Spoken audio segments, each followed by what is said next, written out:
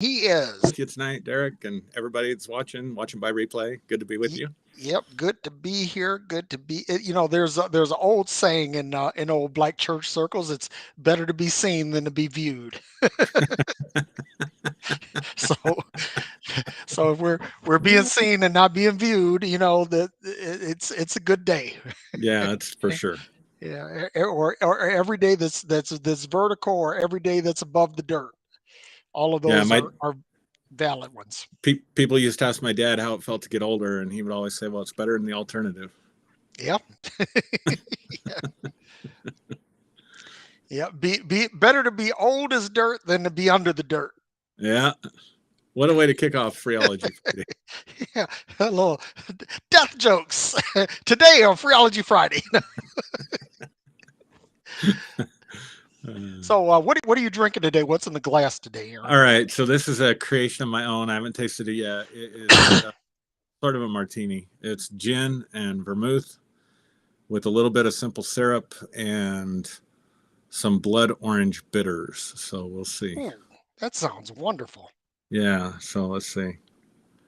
Me, I'm drinking a Kepe Garnacha. Ah, Yeah, there we go. And this is actually very good. Low, low acid, low tannin, very drinkable. Um, nice. this is actually a good thing. And I said I was kind of going easy today because I've been nursing a cough all week, and so if I cough, you guys please forgive me. But that's um, that's the deal. But Yeah, I we have was a. Go ahead, man. one quick thing about the drink. I was going to put a egg white in it, Oh, and I went to the kitchen, opened up the refrigerator. I was all excited about my drink. We were out of eggs. damn. I didn't have time to run over to the neighbors and say, "Hey, you can I borrow an egg?" That sounds amazing. I mean, that whole thing, gin, vermouth, simple syrup, and blood orange bitters. I'm gonna have to try that. Dude, it's pretty good. It's I yeah, have to say, that's yeah. pretty good. Maybe that's another thing we could do. We could do like a cocktail show where we don't uh, do traditional cocktails, but we concoct our own. Hey, that would be great. That'd be Yeah, really cool. I'd like that. yeah, that would be fun. Hmm. That and Tequila Tuesdays I between know. it's between all of this drinking, man. We're just going to be like pretty, you know, you know, pretty buzzed during the week. Yeah. So Derek, who are we going to piss off tonight? You know, I always have my combat boots on, ready to kick religion in the nuts. Yeah. That's me. But tonight we want to talk about groupthink. Groupthink, and it's this is a thing, especially right now. This is a Boy. thing. This is a legitimate thing. And let me say this. Aaron, you and I, we don't go back to the Bible a whole lot, but I'm gonna Right. go back to this one thing in the book of Genesis, and the construction of the Tower of Babel. And it says that God looked down and said, "Behold, they are all of one mind and of one Mhm. tongue." And Mhm. they can do anything. And this is a funny thing because religion talks a lot about unity, Yeah. right? Yeah. And so by religious standards, this should have been a good thing, right? It should have Yeah. been a good thing, but it wasn't. It was like people are all on the same page. Now they can do anything. And I thought about this, right? Because when well, first of all, let's talk about the definition. Definition of groupthink is the practice of thinking or making decisions as a group in a way that discourages creativity or individual responsibility. Oh my God. Let me say that again. The practice of thinking or making decisions as a group in a way that discourages creativity or individual responsibility. We're going to get to that individual responsibility thing, but this is the thing that when people are all on the same page, I believe that people being in unity can be good or bad. There's a wide spectrum in between, the poles of that. And when people are on the same page to do good, in other words, that they say, what can I do that will not only benefit me but benefit others? That when that is the consensus, then I believe that really phenomenal, extraordinary things happen. Mm-hmm. But when people get on the same page in a negative sense, and what comes to mind for me is the mob mentality. That a mob takes on a mind of its own. Mm-hmm. When people are committed to do something evil, like uh, uh, the Salem witch trials, Mm-hmm. you know, um, lynchings and things like that. Mm-hmm. When people get on this group mentality, riots are another example. It's like people get on this mentality of destruction, and when Mm-hmm. they do, it's like what you would normally do in normal circumstances under normal situations. It escalates into something really ugly, and you can't really predict what it leads to. And so I was just thinking about this because uh, I think that groupthink. Well, let me say this. This is the part where I kick religion in the nuts, right? That I think that religion is the absolute ultimate groupthink. Mm-hmm. I think that people get on one accord, and it starts as something ostensibly good. If you start with the character or person of Jesus, and then it morphs and escalates into something really ugly. And that's where we are today, because what's being led by religion. I mean, you look at race relations, you look at abortion, you look at LGBTQ rights, um, immigration, all of these things. They are all driven by this groupthink. And here's the funny thing about groupthink. I heard something, and I think that it was Christopher Hitchens that said this, that is easier to deceive someone than it is to undeceive them. Mm-hmm. You know, and so people have been so thoroughly conditioned, so thoroughly deceived, that now trying to deprogram them, or trying to contradict what they believe with something that is true, Mm-hmm. gets to be an exercise. I mean, it's an uphill battle. So anyway, that's my opening salvo. Over to you, my brother. So if I'm not mistaken, if I remember correctly, the social psychologist that did the initial research on this phenomena of groupthink, uh, one of the motivating factors and one of the things he studied was the failure of the Bay of Pigs invasion. Mm, And this is an interesting point because basically it was an autopsy on what went wrong with strategic planning and whatever with the Bay of Pigs. yeah. And out of that autopsy, this psychologist came up with this concept of groupthink, borrowing from, I think, George Orwell 1984 phrase or something he Hmm. uses in his novels. I can't remember. I Yep. read that book No, in that's high that's exactly it. That's exactly it. school. And so what's interesting about it, though, was when the Cuban Missile Crisis came up, Kennedy realized some of the mistakes that he made. And so he went out of his way to structure an anti-groupthink tank when they were dealing with the missile crisis, Hmm. and wanted to make sure there was independent thinking, wanted to make sure, because the idea in organizational psychology and things like that is when you have groupthink, you limit your options, you limit perspectives, because the idea is that everybody has to go along to get along. It's exactly what it says. Everybody has to think like the group. And if you have a strong leader in that group, then typically that strong leader is setting the agenda Hmm. and everybody's going along with the leader, except one of the things I remember, and I used to teach this in leadership conferences before I was wiser.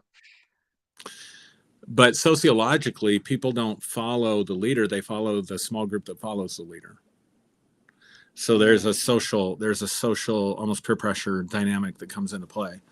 There used to be a video that circulated years ago. I don't know if you would have seen it, where it almost looked, maybe it was Woodstock. I don't know if it was Woodstock, but it looked like a Woodstock type event. And this guy, just starts dancing all crazy, and everybody's watching him. And then a couple people start to mimic what he's doing and follow him. And once a few people started following this one guy, then everybody pretty soon started joining into this crazy dance, right? Yep. And I used to show that video clip and be like, and I was encouraging our leaders that, people don't really follow me when I was leading something. They're going to follow the people that are following me. So you have a lot of influence. You have more influence actually than I do. Right. Not realizing till later that I was fostering a groupthink mentality. And so the interesting thing about religion is, organizations that want to be successful, governments that want to be administrations, and I have tremendous respect for, can you imagine a politician doing that today? Like JFK wouldn't show up to the meetings because he didn't want to influence them. He would have them meet in separate groups and then bring their conclusions. Could you imagine a politician doing that today? But see, the outcome was what was important, being successful at the outcome and realizing that we need a greater mind than just one mind. And so what happens in groupthink is one mind is ruling all the other minds. And so if anybody if you come into a groupthink situation and you challenge the groupthink, now all of a sudden you're an outsider. You're a threat. You're actually perceived as a threat. You're not perceived as someone on the same team trying to solve a problem.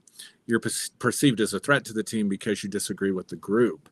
Right. And so organizations, whatever, try to structure things so that they don't have groupthink going on. But religion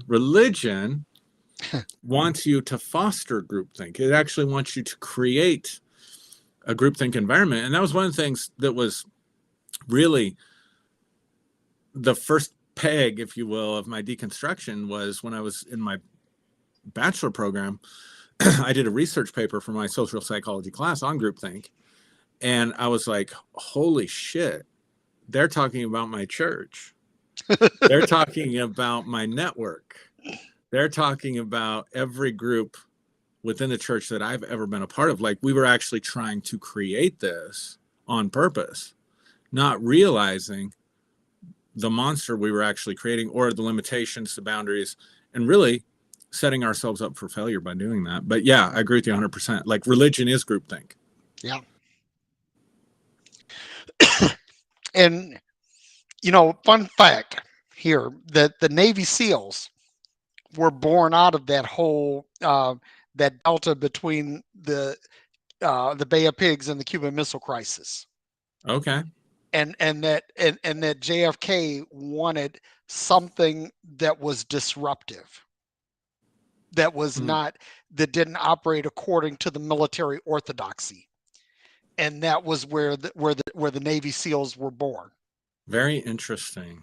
Yeah. So another fun fact: I had an uncle. He was actually my dad's cousin, but we called him uncle because he was a lot older than us. But yeah, he was a pilot and a full bird colonel. I think that's the highest he got in the Air Force. But he was part of the one of the strategic planning groups for addressing the Cuban Missile Crisis. The way he would tell it, I sat at the table with JFK during the Cuban Missile Crisis. Is this the cousin that also used to fly Air Force One? Yes. Okay. Yeah. Yeah. See, I remember, man. Yeah. He was a great guy. He hopped a train. I mean, just a fun Tomlinson fact.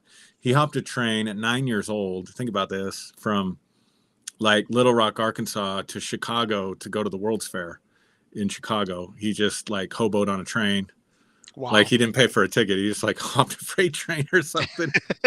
Chicago at 9 years old, and was gone for like 2 weeks or something, and hopped a train back. That's Can you crazy. imagine your 9-year-old being gone? But so he had some, he was special. He had some. You're made of something when at 9 years old you're doing shit like that. Yeah, listen, we used to hop the trains when I was a kid. We used to hop the trains, but we used to ride from like from our neighborhood to like around Woodward Avenue, so that we could catch the bus to the main library. Near in the new center in Detroit. So Sure. that was kind of a thing that we did. But we used to hang out on the railroad tracks. But this like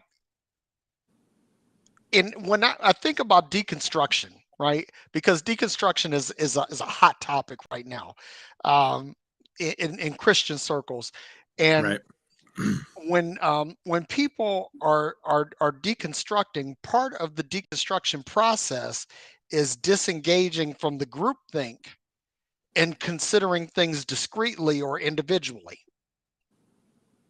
And I think that um, one of the things about groupthink again, going back to our definition, our working definition, is that it discourages individual thinking.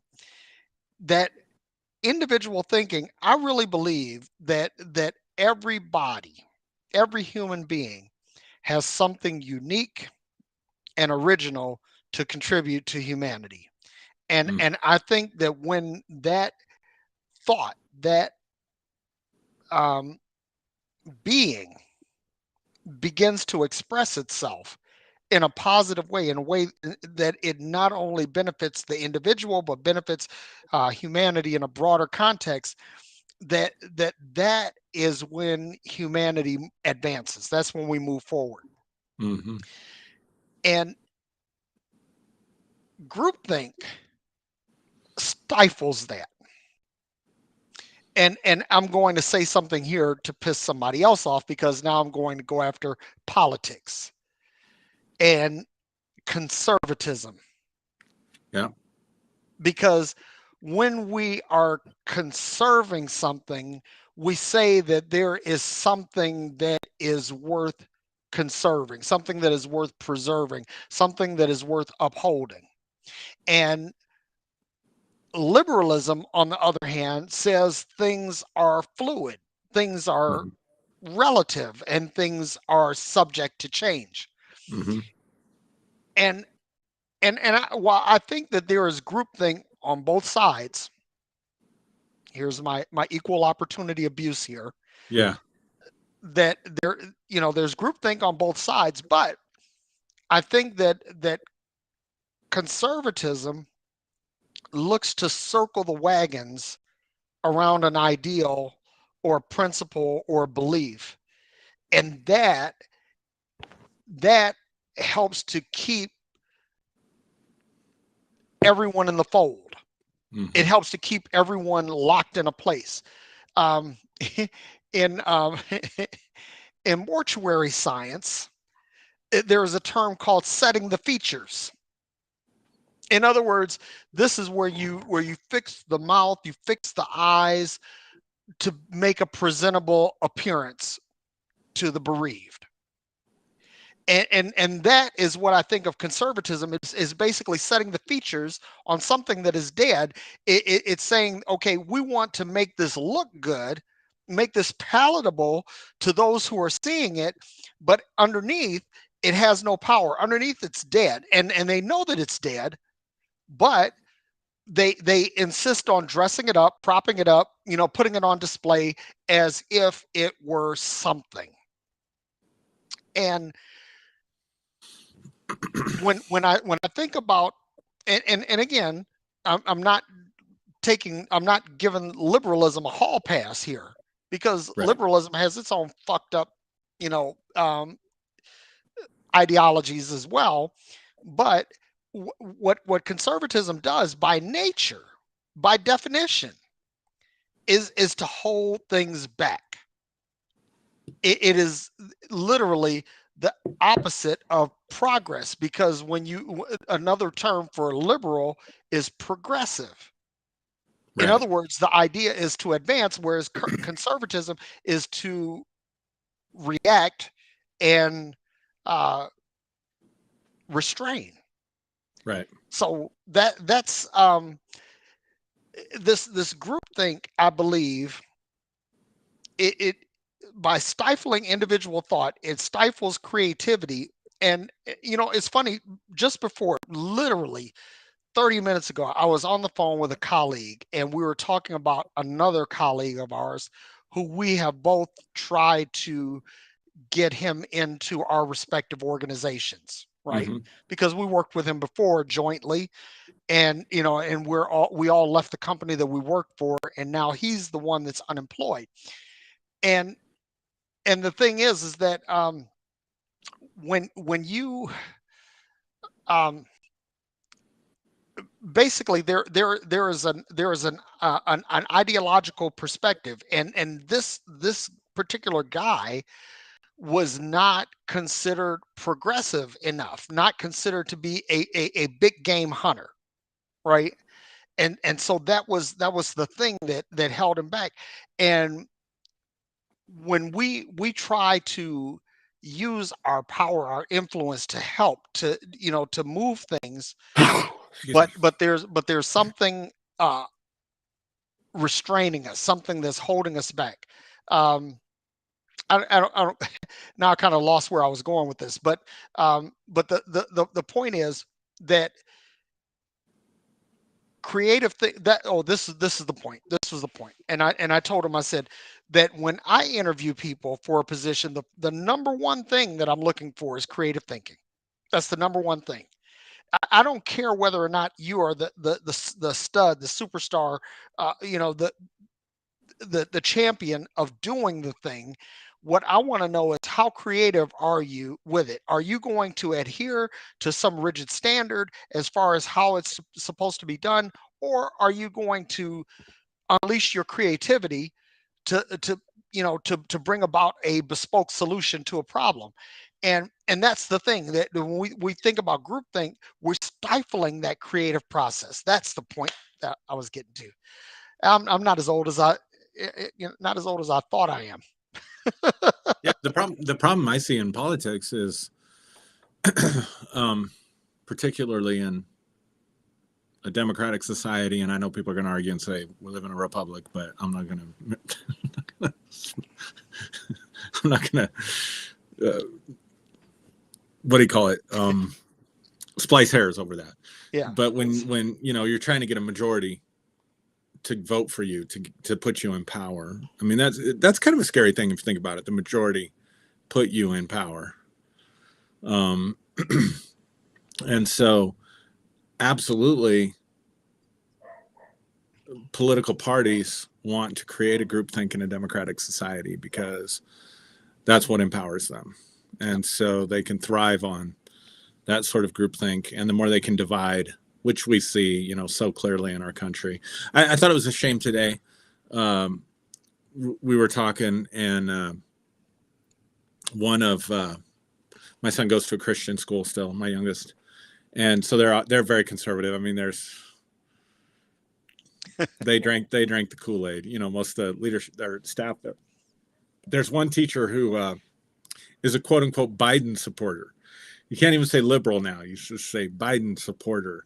Mm, And but she doesn't talk about it. And I said, well, what about the Trump supporters? So are they allowed to talk about it? And my wife said, no, they're not allowed. Nobody's supposed to talk about politics. They're not supposed to talk about it at all. And I thought, that's really a shame, because we ought to, in schools, be teaching our children how to have civil political dialogue and yep. discourse in this country, so that we can Yes. get back to that, instead of this bullshit that we have to deal with now, where everybody, it's so taboo. It's become taboo, Derrick. It's become taboo in any kind of collective setting like that, where you're trying to reach where you're trying to reach a lot of people. It's taboo to talk about politics now. It's a taboo subject, literally a Yeah. taboo subject. Yeah. And that's terrible. I think that's terrible. But anyway, enough for that soapbox.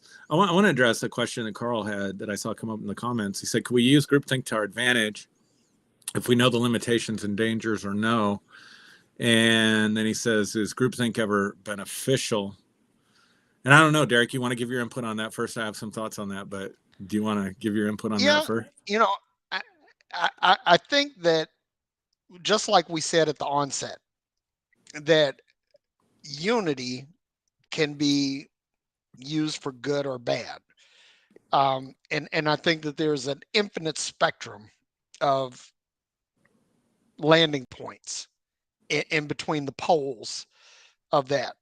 Um, I think again that when we come together for a common good, um, I would say that they're probably the two closest things to a common good that we could talk about in this country would be the Civil War and World War II. That the ideology that we were up against was very clearly defined, and that ideology was clearly not in the best interests of all people. So when you have a rallying or a unity around something that has a broader benefit, I think that some form of groupthink might actually be beneficial. And to Carl's point, I think that that actually could be workable, it could be tenable. But I think that in most cases, groupthink tends to align itself with mob mentality. It tends to align itself with harm instead of good. That it tends to look at tearing down instead of building up. And again, to go back to our original premise in the book of Genesis and the story of the Tower of Babel, I don't think that this was a story about that unity is bad. I think that it literally is a story about what is possible when people come together, and that that there could be a good or a bad to it. And here's the thing, that when you think about it, the people were saying, let us make a name for ourselves. And again, when I think about God, right, God had to be horribly insecure and narcissistic to react the way he did if he exists, because here the people are just simply saying, hey, we want to speak for ourselves, and we're going to erect a monument to our unity on this matter, which I don't think is a completely horrible thing. I think that I what and here's this is what I think. I think that that story is in there to promote the idea that religion promotes, that anything that people decide to do for something that's outside the spectrum of religion, that it's bad. I Mhm. think that story serves as a proverb to to stifle what Carl was saying, a useful use of groupthink. So that's my thought. Yeah, I think it needs to be nuanced. So again, groupthink, this concept came out of social psychology and organizational psychology, and so the term itself is negative. So it doesn't mean, and I thought you did a great job of nuancing the differences there, Derrick. Like, it doesn't mean that we're not shooting for the same thing, or that we're not in unity in the sense of we're functioning as a unit, or we have the same objectives and the same goals. What groupthink was specifically diagnosing or targeting was when you get a group of people who have a similar objective or a similar way of thinking, this is one of the side effects Mhm. that can sneak in. And so there's different types of groupthink. There's, sort of the cultic groupthink, where you have the one really strong leader, and then you have the group that follows the leaders, and then anybody outside that challenges. Really, it's about the leader's power. It's about the leader maintaining power. Mhm. That's not the only kind of groupthink. I think, we talked about the Bay of Pigs. I think the war on terror, specifically the WMDs in Iraq, from what I understand and what I've Dude, read and what I've seen, yes. that was a classic example of groupthink. We don't Yeah. want anyone challenging our reasoning for this war in Iraq, and so you miss this. You miss some really important stuff, and so just technically speaking, groupthink in and of itself is a negative concept, but we're not talking about a group thinking together. So, for example, I'll give you two examples of the opposite of this. Oh, can I say something real quick? Yeah, of This course. is a great nuance or great distinction between groupthink and unity. Hmm. I mean, that you just nailed it right there. But keep going, man, because Yeah. again, I'm expanding in real time. Who's the guy who wrote Think and Grow Rich? Napoleon Hill. Yeah. You know, if you read his book, basically, I mean, I don't know how people miss it. I guess some people miss it when they read the book, but it's not just about you thinking. You know, people think and grow rich. Okay, think positive thoughts. Think about being rich and all that stuff. No, what Napoleon Hill was really saying was you need to have a group mind. He called it the mastermind. You have to have a mastermind group. So, for example, there are things, Derrick, that I know you are smarter than I am about, and I'm glad about that. I mean, Yep. Likewise. my goal is not to be the smartest guy in the room ever. Now, some people would think that it is. I know that because they've told me, but genuinely, I want people who are smarter than me in different areas, and I want your input on various different things because of what you're going to bring to the table, right? There's other people that I know that are smart in various different areas. And so since I read that book years ago, Think and Grow Rich, I've been like, okay, I want to find a mastermind group. And the mastermind group is, you know, people that have expertise and intelligence and think differently than you, who contribute to the collective mind, out of which then we can make a decision, if that makes sense. So that means my idea needs to be challenged because my idea might not be right. And if my idea is not right, I mean, there's a difference between the drunk uncle, like you used to say, the crazy uncle at Thanksgiving dinner Yeah. that starts talking. I mean, there's a difference between, and people used to always tell me how to pastor the church or how to grow the organization or how to do this or that. And they'd never done shit. Right. They couldn't even run a home group.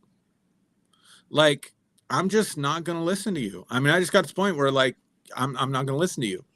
But now other people who were more successful than me or more effective than me in various different areas, I want to hear from them because I want to make a good decision out of a group mind, which is a mastermind, which is totally different than groupthink. And then the second example that I will give is remember I went to, now I can't verify this, but I went to a leadership conference, back in 2000. And they talked about the whole title of the leadership conference was the Walt Disney strategy. And this is what they said about Walt Disney. Now, I don't know if this is true, but this is what I learned in the conference. Whether it's true or not, it's still a great principle. They said that Walt Disney had 3 rooms before he implemented anything. Cartoon, movie, new ride at Disney World, whatever it was. Before he implemented a plan, he took it through 3 stages in 3 separate rooms. The first one was the dream room. And so he would get a group of people together in that room and he would bring forth the dream. This is the vision. This is the goal. This is what we want to accomplish. And who was not allowed in those conversations was anyone who was a naysayer, anyone who thought it can't be done. No critical thinking at all. All we're doing right now is formulating the vision, what we want to accomplish, the goal. I mean, think about it. He would spend time with a group of people just formulating a goal. Not how to reach it, just what goal do we want to achieve?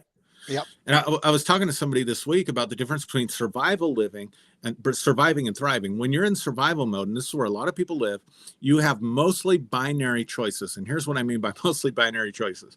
Do I take the job that pays me $15 an hour, or do I take the job that pays me $20 an hour?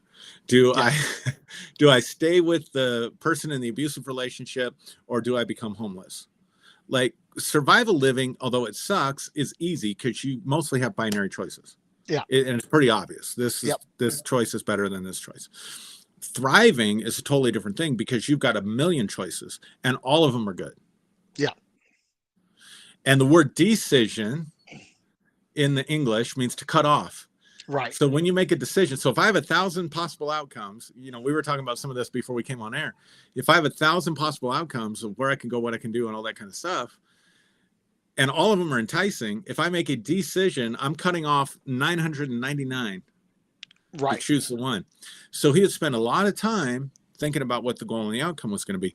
And then he had the planning room. And so this would be a different group of people who were strategic thinkers, who were detailed thinkers. In the dream room, it's the big picture type people. In the planning room, it's okay, give us the strategy. Here's the goal. There's no naysayers allowed in here. How do we get from step 1 to step 100 or whatever to reach our goal? Give me a good strategy and plan. Then he had a third room, which was the critics room. And I love this. It's changed my life. He would send it to the critics room. Now, if you were a critic, you could not challenge the vision. You could not challenge the goal and say it couldn't be done. But what he wanted you to do was pick apart every aspect of the strategy for why it wouldn't work and what could go wrong. And after they picked it apart, he would throw it back into the planning room and say, okay, figure out here's the bugs, figure out the bugs. Right. And it wasn't until it got through all 3 stages that the critics finally said, we think this will work, that he would then go out and implement something. And between that and learning about groupthink, that kind of changed. I remember in 2008, we completely restructured our church, totally restructured it. And those people in your church, and I just saw Bishop Broadnax said I love it, and so he can relate because he's led religious organizations. But anybody that's led an organization doesn't have to be a church. That's just what I can relate to, is what I know you can relate to. You always have that critic, that person that they're going to tell you what you're doing wrong, how you're doing it wrong. And we didn't find any value in that person. And that's the danger of groupthink. So when you have groupthink, when you have the critic, you think, God, I don't want to see that person. I don't want to talk to that person. You almost want to greet them and say, what am I doing wrong now? Right? Walt Disney, if this is all true, but this strategy, which I learned is the Disney strategy, found value in those critics. And so what I realized was, I want the critic. I absolutely want the critic. I absolutely want the naysayer. I just don't want them in my dream room. And I don't necessarily want them in my planning room, because they'll kill it. They'll stifle creativity. But I absolutely want them to pick apart whatever my plan is before I engage in it, because in my zeal, in my optimism, in my arrogance and ego and whatever else is in play there as a human being, if I don't have that, I'm going to misstep. And I think that's why a lot of people aren't successful. And I'm getting off totally on a tangent. But I think one of the reasons people fail at the law of attraction, people fail financially, people fail in any realm of life, is they don't put that much effort and preparation before they even take the first step. And like you were talking about critics, and I think I did a podcast on this about critique versus criticism, and there's a huge nuance between those two, because I'm all about the critique. Aaron, you're someone who will critique me. You'll say, hey, have you thought about this? Maybe if you do it this way, it could be better. All of your feedback is positive. It's never negative. And it's always edifying, right? It's always for my growth. And so I receive your critique. You're someone who I give license to speak in my life, right? But there are some people that all they do is criticize. They want to pick apart everything that you do. They want to tear down what you do. They don't want to give any edification. Everything that you do is just completely shitty and it's wrong, right? Those people I exclude altogether. They don't get to sit in any one of those 3 rooms. Exactly. And Disney would have said the same thing, from what I understand, when we were learning that. Yeah, they don't belong. Because you said something key, that the critic was not allowed to criticize the vision. Exactly. They only could criticize the strategy, the how to, but not the why. And Yes. and that's the thing. So when someone comes to me and says something about my how, my what, my when, my where, and they do it in a positive way, because like, hey, have you considered this? This might improve this. This might escalate this. This might make this exponential. This might make this grow. I'm all for it. I'm there for it. But it's like there are some people that all they do is they want to tear down. They want to tear apart. And I honestly have zero time or tolerance for those folks. So I'm going on a tangent on your tangent, but I want to circle this back to this one last point, right? And that is individual responsibility. The groupthink discourages individual responsibility, and I'm going to tell you something, that this is the age that we are living in, because if everybody is responsible for their own actions, everybody has to fall on their own sword, or win by their own sword, then everything is cool. But what happens is that, like, okay, I'm not, I'm not responsible. Okay, let me put this into stark relief here. The cult of Trump. People say I'm not responsible for that. But you voted for that. You supported that, and you still support it. But you say I'm not responsible for what other people do. And what you're doing is you're engaging in a form of groupthink that abrogates your own personal responsibility. You're not taking ownership of the shit that you cause. It's like, if you take a shit, it's up to you to wipe your own ass, unless you're a baby. I have two friends left that I enjoy having in my life who are conservatives and Trump supporters. I think both of them have blocked you, by the way, Derrick. I, I wouldn't be surprised. And I've challenged these guys. I challenged the other, because I mean, at some point after January 6th, I'll just be frank. After January 6th, it was no longer about politics for me. It was about morals. It was about, Yeah. what kind of person are you? Because I cannot, in my mind, fathom how anyone can justify what's happened on that side of the aisle. So then I have to question your intelligence. I'm questioning your intelligence. I have to Hmm. question your judgment, but most importantly, I have to question your morality and character and what kind of a person you are. And I had to make some really hard decisions. And so for me, it was about, I don't want these kinds of characters Hmm. influencing me. It wasn't like, I hate you and I don't want to be around you. It was, No. I don't want you influencing my thinking. I don't want you influencing my children. I don't want you influencing my life, because it's no longer about politics. It's about morals. But I've kept two people, both of whom I met on Facebook. So these are not people I go hang out and drink a beer with. Okay. Um, and I just like them as people. I just, whatever. Yeah. I still can't get their side of things, but I've challenged them. And here's the thing. I've challenged them and I said, look, if you're a decent person, which I believe you are, I cannot understand why you have not spoken out at this stage of the game. Right. I cannot understand. So if I were going to remain, I've changed a lot of my conservative values. I've changed on pro-choice. We could talk about that sometime with all that stuff that's in the news lately. Yeah. I've changed my opinion on economics to a large degree, Yep. social issues, all that stuff. Because I was informed by my quote unquote Christian ethic, which was really an American nationalism, fascist Christian bullshit. Hmm. But that's what I was under. That was You and me the both. groupthink. and the Yep. mind that I was under, right? And so I've changed a lot of those thoughts and a lot of those, whatever. Shit, I forgot where I was going. Yeah, you changed a lot of these conservative values and all of that.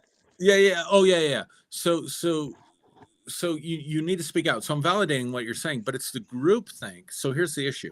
It's the group think and the pressure from the group think and a little bit of ego that honestly prevents them from speaking out. I honestly think with both these individuals that I've gotten to know fairly well, that in their hearts they are good individuals, but they cannot stand up to the groupthink that's in their Mm, life. yep. They cannot stand up to the groupthink that's in their life. Now, I can fault them for that, or I can have compassion and understanding on them Yep. for that. But I think you hit on a major key here, and this is why we love groupthink. This is why we love religion. This is why we love messiahs, even if they're orange and they grab women by the beep, Pussy.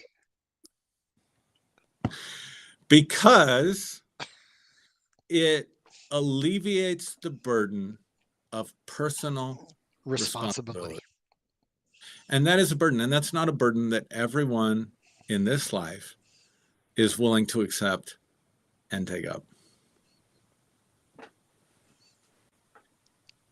Each and every one of us, we have a burden to bear. Um, and people will say, "Well, I'm not my brother's keeper," and I think that is one of the most destructive thoughts that's ever been devised by man. That we are indeed our brother's keeper. That we are indeed responsible Mhm. for something greater than, not even the greater than, but it's something beyond us, beyond our own borders. And it just troubles me that people will say, well, uh, that's just that I'm just going with the flow. I'm just um, doing what I think is right. I'm going along with what I think is the popular trend, and people get caught in this. It's almost like I say this all the time. Like the last popularity contest that I was involved in was when I was in talk radio, and I was a slave to the arbitrons. You know, what are the ratings, right? So you're a slave to the ratings, and then before that, it was like high school. You're homecoming king, or captain of the football team or whatever.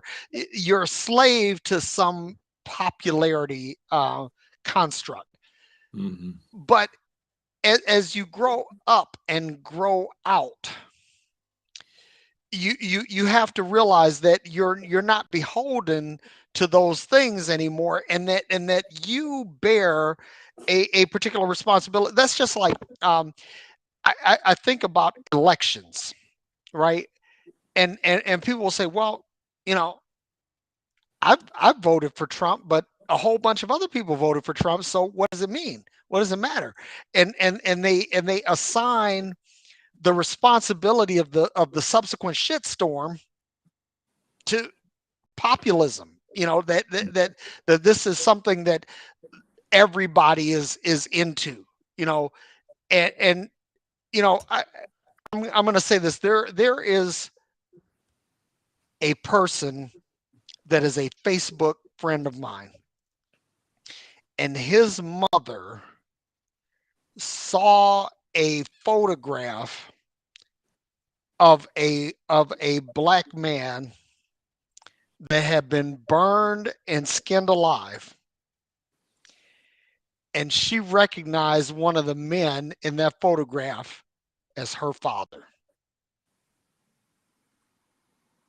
Now, there will be people that will look at that photograph and say, "Well, that was just the way people thought then.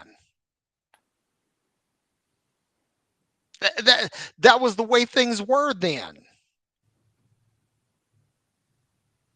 And they will absolve themselves of any personal responsibility. But I got to say this about my friend's mom, is that she inboxed me horribly contrite Mm. that this had anything to do with her. Mm. And she was like, she said, I will spend the rest of my life trying to make that right. Wow. It's a true story. Mhm. I can't share names, but this is a true story. You know, I swear on my mom kind of thing, right? Um, this and that's the problem with groupthink, is that we do things in this collective and we say, well, I just got caught up in the moment. The passion of the moment overwhelmed me. It took over me, and I just got caught up. And they'll say it wasn't my fault. I didn't actually do it. January 6th, there are a whole bunch of people that say, hey, I just got caught up in the moment. I didn't do it. I didn't kill anybody. I didn't hurt anybody, but I was, and they're not accepting responsibility for just being there and for catalyzing the whole situation. You know, yeah. Go ahead, man. I'm just sitting here growing in real time. I'm growing in real time with you, Derrick, as I'm listening. And, I'm changing my mind on January 6th. Hmm.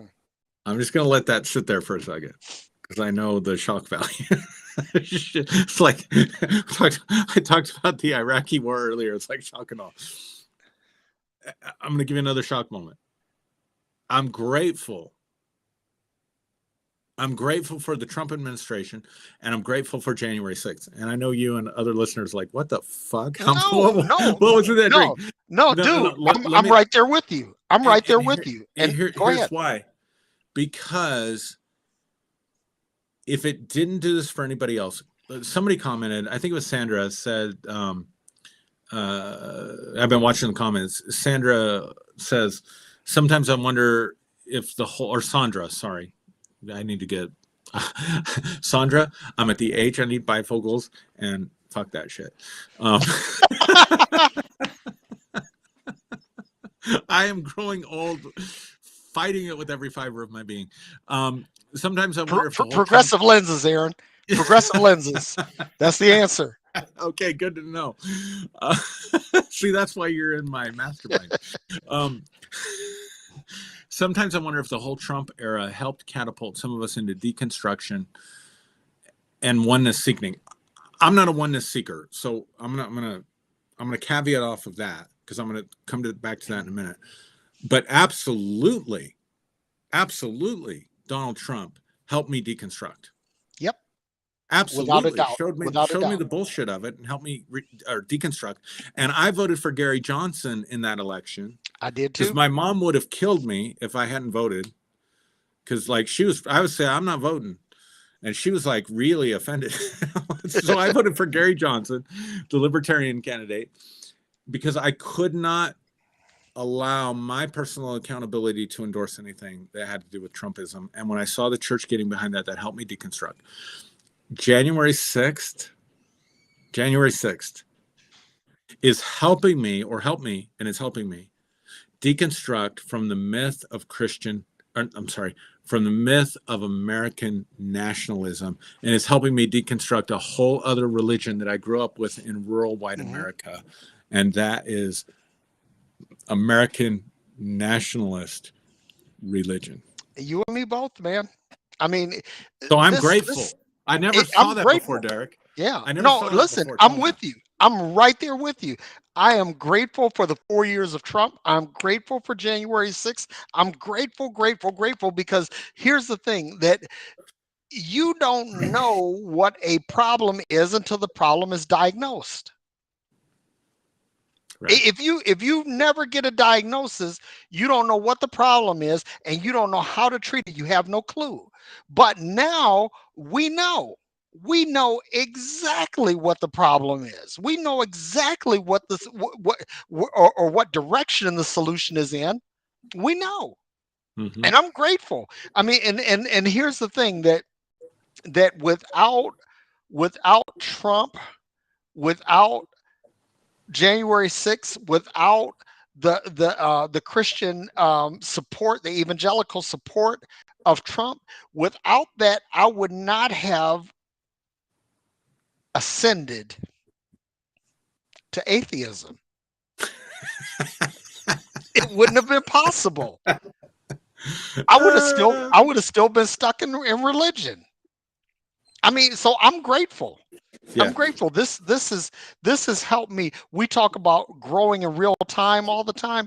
Mm-hmm. Dude, it's like this and now with this whole abortion thing, and this is a topic for another show Right. altogether. But this whole thing now, listen, reproductive rights are women's rights. Women's rights are human rights. So if we Come on, deconstruct men's that, lives matter.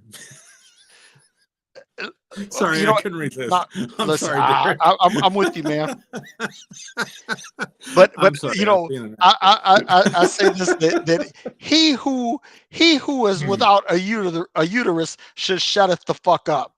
That's yeah. Philippians 13:13.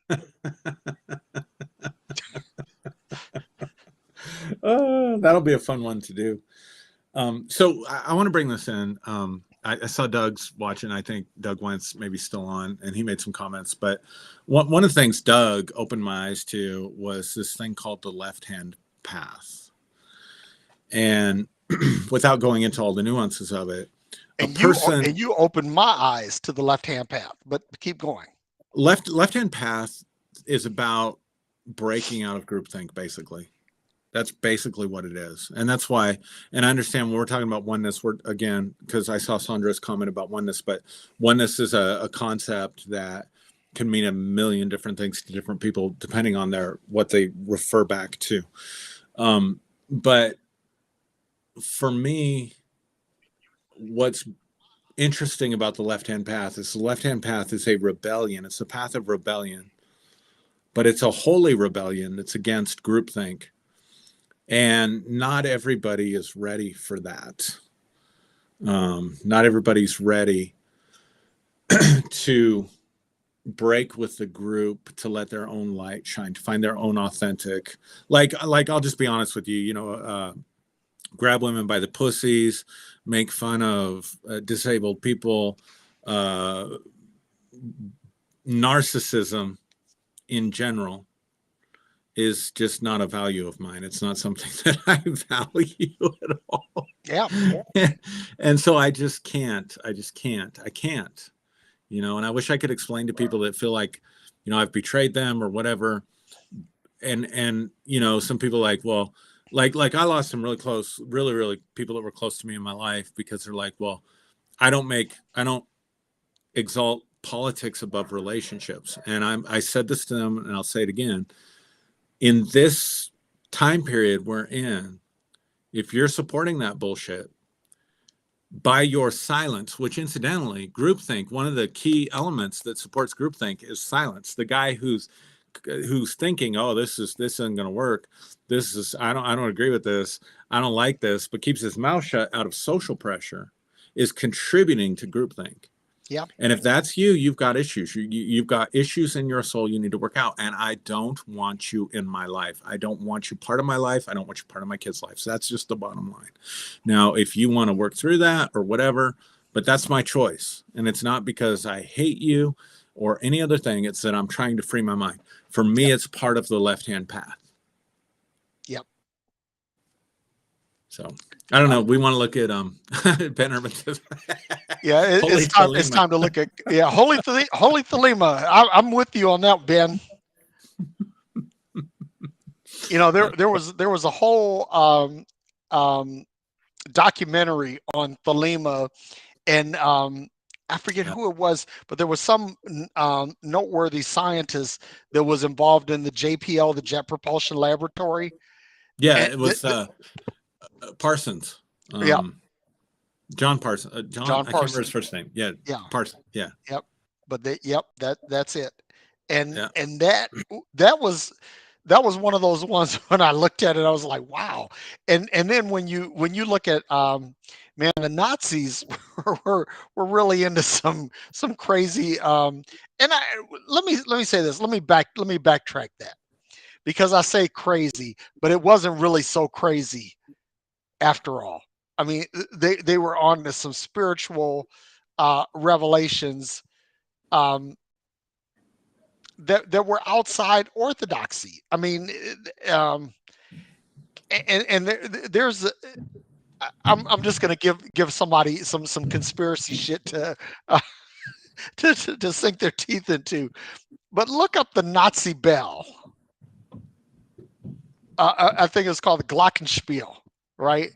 And this is a device that may have been a time travel device, may have been an interdimensional travel device. I, Interesting. yeah, we don't know, but they were really into this, and Interesting. supposedly the Allies captured this thing, and there was a sighting of a UFO crash in Pennsylvania around the late 1940s that may have been an Allied or an American attempt at piloting the Nazi Bell. Just, just some Give me interesting. 1 second. No, go ahead. I'm going to go through the comments while you're doing that. Um, so my sister Sandra is out there. Sandy, hey, it's good to see you. Good, always good to see you. Love you so much. Uh, Genesis Irima, good evening. Ben Urban is here. C. Rodriguez, Jeanette Pacheco Peasley is here. Carl Forehand in the house. We talked about we addressed Carl earlier. Esther Amiga is here. Leah Russo Duplechin is Yeah. here. Marianne Jenke is here. And let's read some of the so Ben Urban says Yahweh, the author of confusion. Yeah. I love it. I love it. That is, listen, they say God is not the author of confusion. Check your Bible, folks. True, right? Where did Paul get that? Doug says it's Jack Parsons. So yeah. So Jack Parsons was Yeah, the lemon Jack Parsons. in my Yeah. way. So my No, but Sandra says I his name is actually John Parsons. So you were yeah. right, and Doug is right. Yeah. Sandra says I usually text too much when I imbibe wine. Sandra, have you watched the show? Like I talk way too much shit when I imbibe, so no worries. Um, let's Yeah. see. Doug Wentz says, yes, setting the features is what happened. I always said that, like, I used to say this, that seminaries are where faith goes to be embalmed, dressed, and put on display. That was something I used to say in my preaching days. Yeah, Doug and Ben, says, "Oh, go ahead, go ahead." no, Ben had mentioned the whole mortuary science thing too. It says setting the features. That obviously resonated with some people. Yeah, it's funny because we started out the conversation talking about that. Doug says someone receives a little light and they take 2 steps out from the center of that white nationalism groupthink room they thought they didn't have. I celebrate those 2 steps, but they think that's it. When you're still there, you manifest as such. Good comment. Yep. Joe Mashuda says, replying to Carl Forehand, most of all the advancement of culture came from positive groupthink. And that goes back to what we were saying about positive groupthink, which, and again, I want to distinguish between groupthink and unity. Yeah, I, exactly. I, I want to call a distinction between the two of those. The unity is when something is positive. Groupthink is when something is Oh, negative. So I Go want to ahead, man. address this. Carl says, "Do you think you must always be willing to change all your views to be authentic?" The- oh man, God, that is that's a trap. That is a trap because I've seen people. No, seriously, I've seen people change their views for the sake of changing their views and calling it authenticity. I've seen people. I saw this in the church who were so religious about not being religious that yeah. they didn't realize. So no, that's called a reaction formation in psychology. You Oh, overreact nice. to something. I was programmed to think this way, so therefore all of my thinking is not authentically coming from who I am, and that is a cognitive distortion as well. So no, you are able to speak your views in a group that agrees with you, and you're able to hold true to those views in a group that disagrees with you. Has nothing to do with changing your views in order to be authentic. It's doing the work internally to find out what you and what I would call your soul, your authentic self, resonates with and does not resonate with. Yeah, and I want to pick on Carl for a minute because he's someone that I say does the work. Yeah, he does. If you do the work, then you'll find the path. You'll find the way, right? But most people, when they change just to be changing, they're not doing the work. What they're doing is they're finding the path of least resistance. Yeah. Yeah. So Doug says John, Jack, Whiteside, Parsons. So we were all right.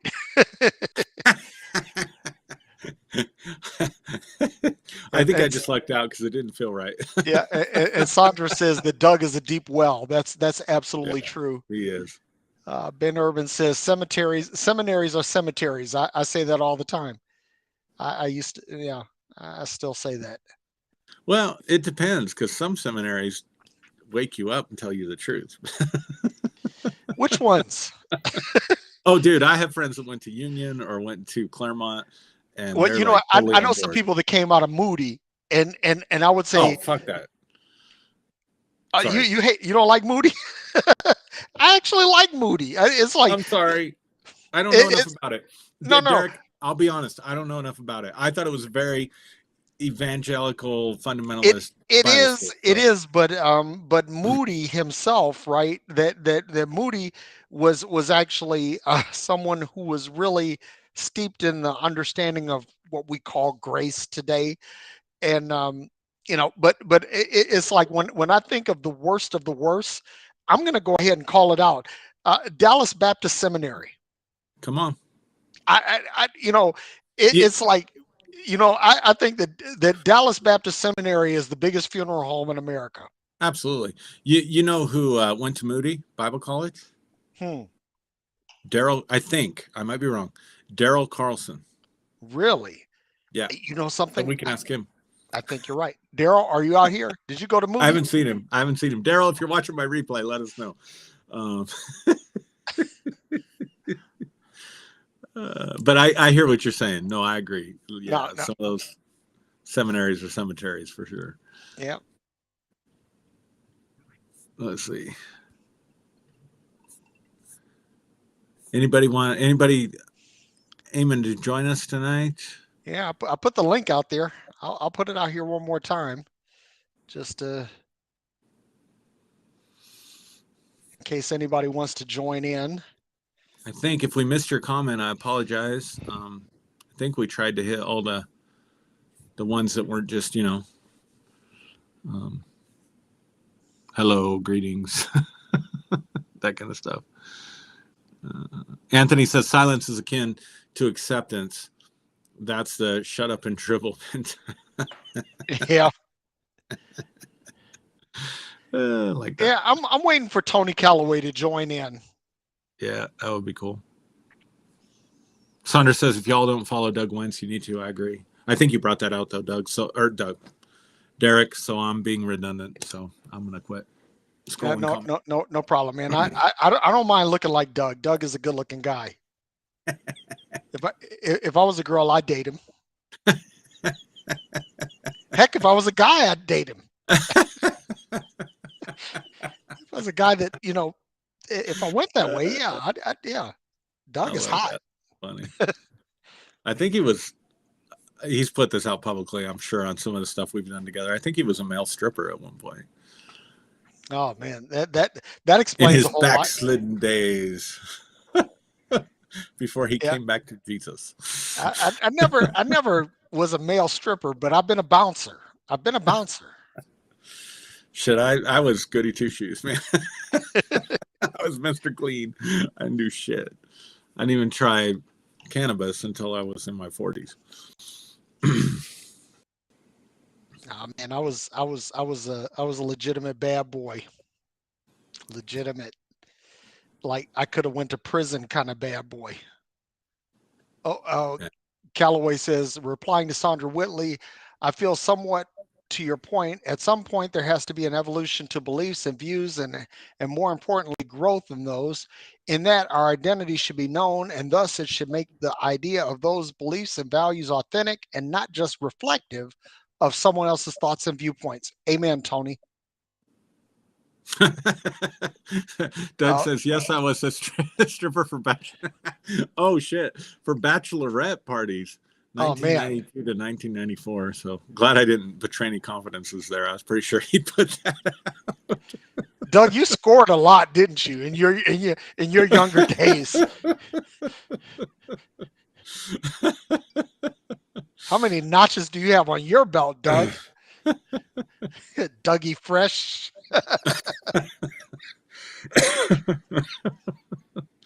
Oh, that's funny. Just let me just say this, Doug, Derrick, anybody, nobody's ever wanted to see me strip. Not in my Yeah. younger years, and certainly not today. Well, you know what?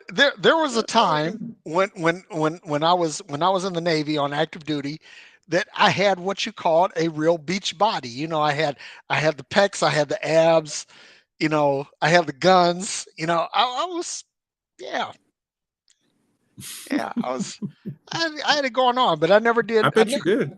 I never did do the stripping though. I think I missed out.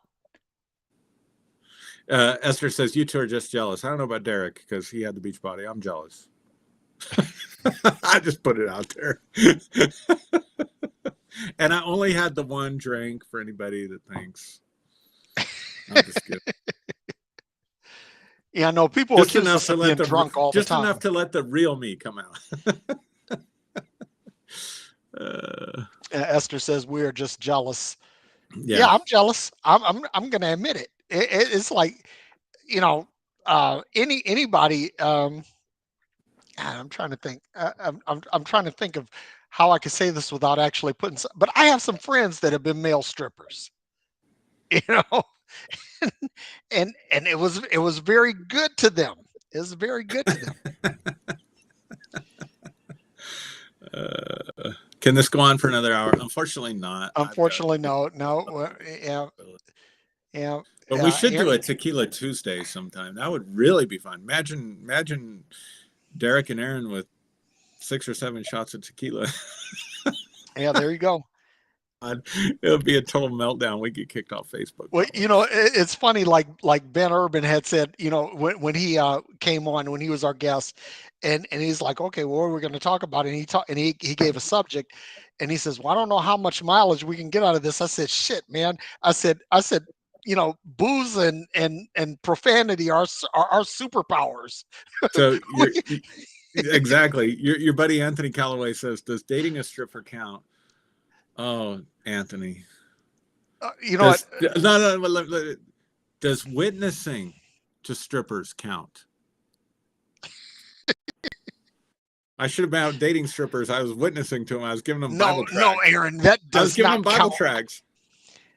But you know, there's a lady who runs a legit ministry that's called Hookers for Jesus, and she was an ex stripper in Vegas, and that's all she does. She ministers to Dude, women in the strip clubs. I saw an article somewhere about swingers for Jesus. Like this couple was into swinger clubs and stuff, and they were using that as a means.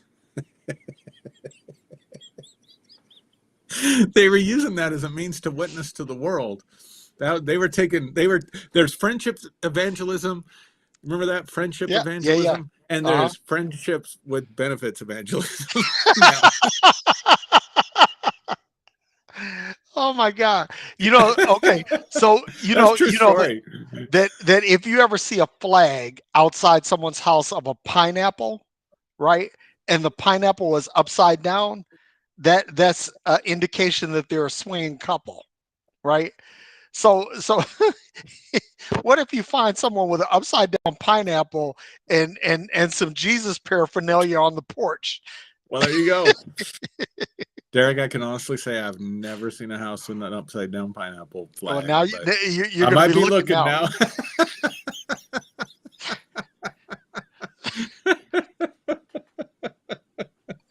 Oh, that's hilarious. That I don't even want to know how you know that. Let's move on. Yeah. But Tony, to your point, yes, I dated strippers because I was a bouncer in a strip club. That was the thing to do. It was shooting fish in a barrel. I'm sorry, but that's the way it was. Wait, I got a sus from Doug. He says if you self actualizers polyamorous, great. Just don't use it to get in the community to win.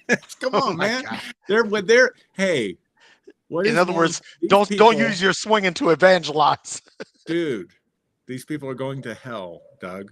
They're going to hell.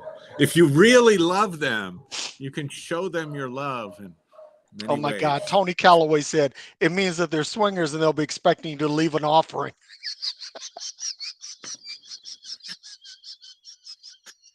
Oh God. Hopefully it's not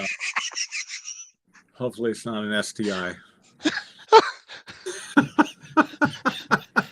The gift that keeps on giving. Exactly, especially that one. That's the worst. From what I hear, I don't know anything about it. Anyway, moving on. Um, yeah, I thought about that too. Tender Anna Hart says, "Who lives in a pineapple under the sea?"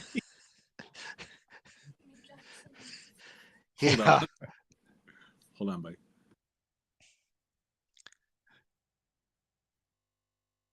Oh, Sandra Whitley says, how about the Tide boxes in the window on the base at Minot, North Dakota?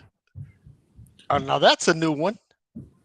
Sandra, you're going to have to explain that a little bit. I'm suggesting that's another signal, like the upside down pineapple. Oh, I'm just okay. yeah. That would be my deduction. Oh my God, Okay, so Tony. I'm looking for upside down pineapples and Tide boxes and socks hanging over the telephone pole. Yeah. And Tony Calloway says, and if there are seconds, there will be a second offering and a prayer line. Healed. What about the meetings were you ever in a meeting, Derek? This is devolving quickly. Were you ever in a meeting where the offering came in at the beginning and the pastor stood up after the service and said we didn't get enough in the offering Mhm. and kept everybody? Yeah. Yeah, yeah. So I'm thinking about that with the seconds. Like wait. That wasn't good enough. We need to get some more out of you. Listen, I got to say this. I shit you not. I was in a church in Detroit, right? And basically when the service started, they chained the doors shut. So you were locked in, right? And the pastor said, until we meet our offering goal, we're not unlocking these doors. I shit you not. I was like, and here's the thing. I don't know if my mother is watching, but she can vouch for me on this because she was there. We went together to this church.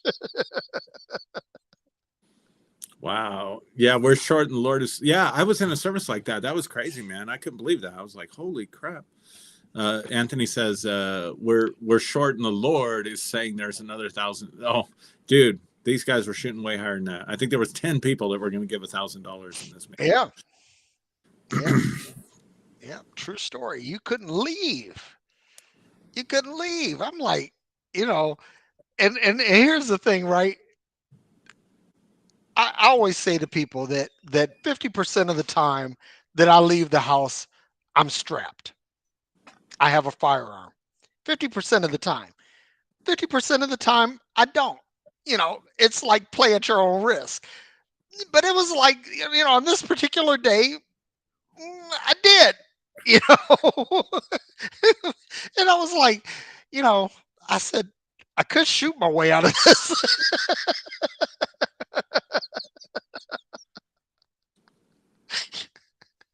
It reminds But me. Did you ever see The Cross and the Switchblade with Eric Estrada and Pat Boone? And Pat Boone plays David no. Wilkerson, and Eric Estrada plays Nicky Cruz. I think at one point in the movie, because he was ministering to gangs in New York City, they were taking up the offering, and the gang members were like pulling switchblades on and stuff to get people to give more in the offering. I think that was in the movie. I don't know. Maybe I'm remembering wrong. You know what? Here's what I think. I think this is divine. I think we should put our cash apps out there, and until there's at least $1,000 in each cash app, we're not stopping. Oh my God, yes. We're gonna go on and Yeah, on. we're going on through Saturday and Sunday. We won't stop until it's $1,000 in both Somebody will give Aaron us and a mine's thousand cash dollars to apps. shut up. You know something? There's some evangelicals that would pay for us to shut up. I know. I know. Where do you think I got the idea?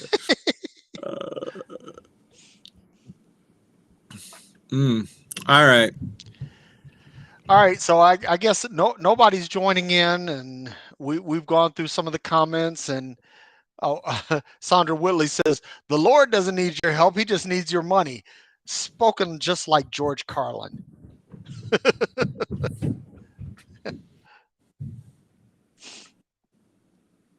Yep. So Aaron, I think it's Friday night, so you need to order your youngin's pizza. I do. Yep. And actually, Angela beat me to the punch today. She ordered some food, so I already have some food, so I just got to nuke Sweet. mine. Uh, but yeah, man. So since we're out of here, go ahead and give the closing, brother. Peace and hair grease and chicken grease Goddamn right. and gravy and all that good stuff. Hair grease, chicken grease, Grace, gravy, peace, grease. greasy grace. Sloppy agape.